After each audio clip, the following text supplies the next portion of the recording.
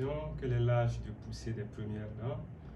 Si on prend les moyennes statistiques, en général, les premières dents commencent à pousser à l'âge de 6 mois. Et au fur et à mesure, elles vont continuer à pousser jusqu'à l'âge de 30 mois où on aura toutes les dents de lait en bouche. 6 mois, c'est une moyenne. Il peut y avoir des enfants qui ont déjà leurs premières dents à l'âge de 4 mois, comme d'autres peuvent aller jusqu'à 8 mois avant de commencer à avoir leurs premières dents. Fort heureusement, la poussée dentaire s'accompagne d'un certain nombre de signes qui sont dits bénins, c'est-à-dire il n'y a pas de complications, c'est des signes très légers. On peut observer au niveau général chez l'enfant une augmentation de la fièvre, une légère augmentation, 38 degrés à peu près. Et cette augmentation de la fièvre ne doit pas trop durer. Il y a également des enfants qui peuvent avoir quelques épisodes de diarrhée sans que cela ne soit très sévère. Au niveau local, on a chez certains enfants une augmentation de la salivation dans la cavité buccale, également de la douleur qui s'accompagne d'un certain inconfort au niveau de la bouche et certaines rougeurs qu'on peut observer à l'intérieur au niveau des gencives. Fort heureusement, la poussée des dents n'a pas normalement des complications en tant que telles. Ce qu'on peut observer, c'est ce qui a été déjà dit, la diarrhée, la température qui augmente, des enfants qui perdent l'appétit, qui ont des difficultés de sommeil, qui ont des rougeurs au niveau de la cavité buccale, des salivations, quelquefois quelques éruptions au niveau de la bouche. Mais heureusement, la poussée des dents ne s'accompagne pas de complications. Si vous observez qu'il y a d'autres symptômes plus graves, il faudra aller en consultation parce que ça peut être une autre pathologie qui accompagne la poussée des dents.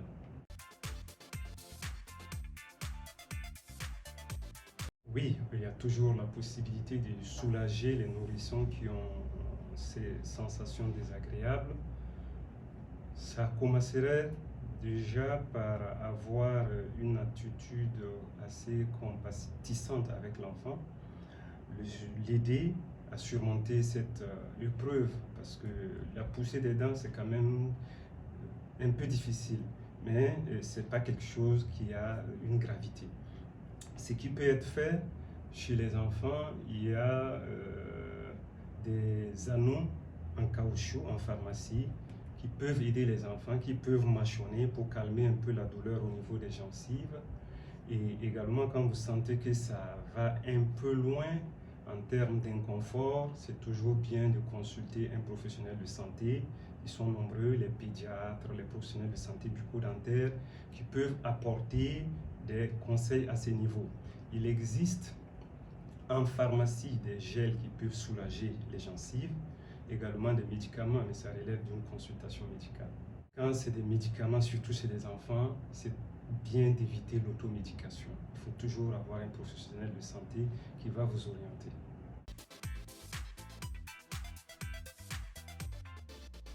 Les dents de lait jouent un certain nombre de rôles. Et ces rôles sont nombreux. On va se contenter d'évoquer certains. Il y a la mastication. Les dents de lait vont servir à inciser, à déchirer, à découper, à broyer les aliments pour faciliter la digestion. Et cette digestion va permettre une bonne croissance de l'enfant. D'où la nécessité d'être très observateur vis-à-vis de ces dents de lait. Les dents de lait jouent également un rôle dans l'acquisition de la phonation chez l'enfant. Quand l'enfant apprend à parler, il a besoin des dents pour pouvoir bien articuler. Ces dents vont également jouer un rôle esthétique. Donc, vu tout cela, il est important qu'on puisse s'occuper de ces dents de lait. Très souvent, dans les études, les statistiques montrent que la prévalence de la carie chez les enfants est très élevée, au-delà de 50% en général. Donc, il faut forcément faire quelque chose. Et comment prendre le brossage? Comment faire le brossage chez les enfants? Effectivement, il faut pouvoir débuter le brossage très tôt. Dès la poussée des dents, on doit pouvoir déjà débuter le brossage dentaire chez les enfants.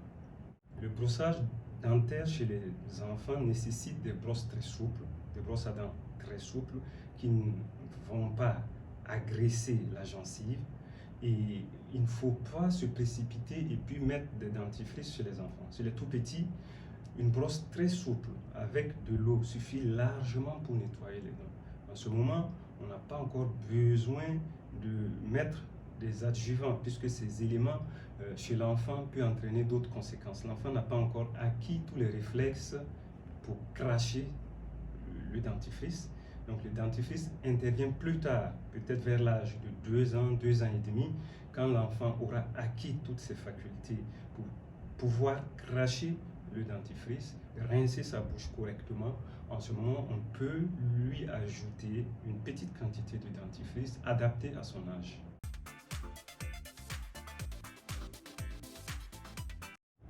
L'utilisation des tétines, à mon avis, doit être limitée, voire même proscrite. Parce que l'utilisation des tétines, certes, ça calme les enfants, ça les apaise, ça laisse les mamans vaquer à leurs occupations, ça laisse les papas également vaquer à leurs occupations, mais l'utilisation des tétines va quelque part empêcher l'éruption dentaire. Et quand l'enfant s'habitue à la tétine, vous allez voir plus tard que les dents ne peuvent pas se toucher au niveau de la zone antérieure, et ça laisse une petite ouverture.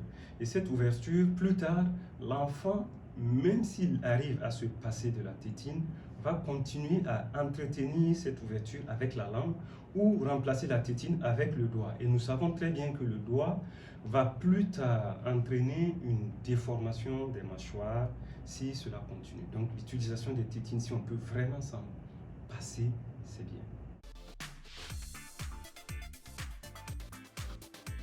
Pour maintenir les dents en très bonne santé, comme vous le dites, l'hygiène bucco-dentaire, si on devrait l'évoquer, va relever de 3 procédés. D'abord, il y a le brossage que nous avons évoqué, un brossage quotidien, le matin, après le petit déjeuner, et le soir, juste au moment du coucher, se brosser les dents avant d'aller dormir.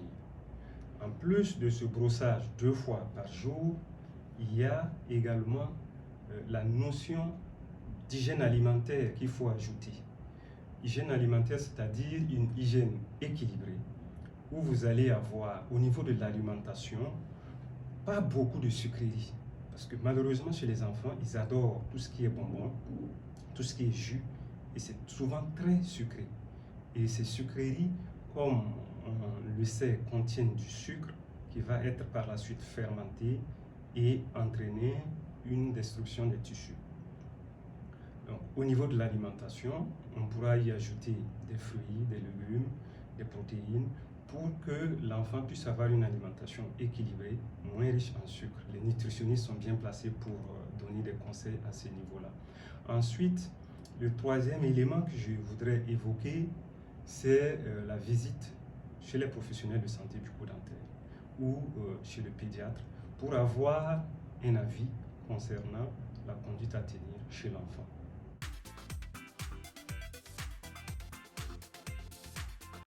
Pour la première consultation de routine, c'est-à-dire une consultation sans qu'il y ait un motif, parce que dès qu'il y a un motif, il faut aller, il ne faut pas attendre. Mais s'il n'y a pas de motif et que c'est juste une consultation de routine, la première consultation, on peut avoir cette première consultation au moment du premier anniversaire de l'enfant. Au moment où il a une bonne dizaine de dents en bouche, on peut effectuer une première consultation pour voir, pour faire l'état des lieux et puis faire les recommandations qui vont avec.